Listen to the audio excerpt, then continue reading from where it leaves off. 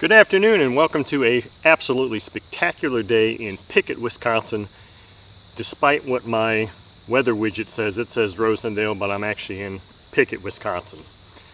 It is September 10th, 9th, 10th, and it is just absolutely beautiful. We got clear skies, warm temperatures, and we have a fantastic engine on the stand today. This is the waited for, at least I've waited to run one of these engines for probably 7 or 8 years, the Fitzpatrick 61 engine. Now, this came to me from an awesome gentleman, Chris in Tennessee, loaned me his number 2 Fitzpatrick 61 engine. His number 1 is like a museum piece, and this engine is just fantastic. And I'm super psyched to get this thing running. So the parameters for today's test, besides beautiful weather, is an 11.8 APC prop, an OS number 8 plug, and I've got some Cool Power 10% pure synthetic fuel. Now, I'm running a number 11.8 prop because in the Clarence Lee review article, which will be one of the links, one of the 3 links for Fitzpatrick 61 engines in the description of the video, he likes to start 61 size engines with an 11.8 prop because, in his words, it tells him the potential of the engine. In his review of this engine, he turned over 12,000, or about 12,000 I think, with an 11.8. We'll see if we get there or not. I'm not sure. But this engine felt, to me, it felt really, really tight. And I was like, is that just the compression or is it just a really tight engine? Well, the other day before I brought it here, I tried to turn this thing over with my electric starter and it said, hell no, it's not going to do it at all. So I used this, a nice thick piece of hose, and I was actually able to get this thing to fire up like on the second flip in the garage very briefly, just to see if I was going to be able to run the engine, because I wasn't going to sit here and try and hand start the thing, you know, repeatedly. And since my electric starter wasn't going to do it, I needed to figure something out quickly. So it looks like it'll fire up really well with this.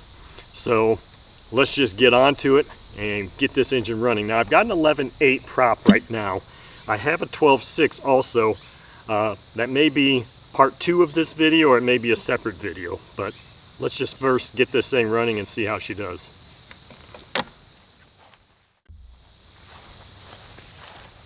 Okay.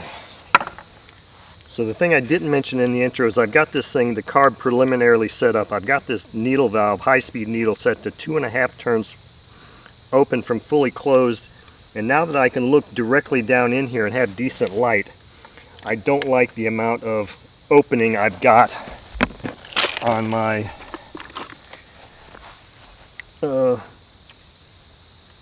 throttle stop. So I'm going to close that up some. I did do a low speed check on it to see how the low speed was. That looks a little bit better. So let's try that and see what happens. This thing takes a prime really well.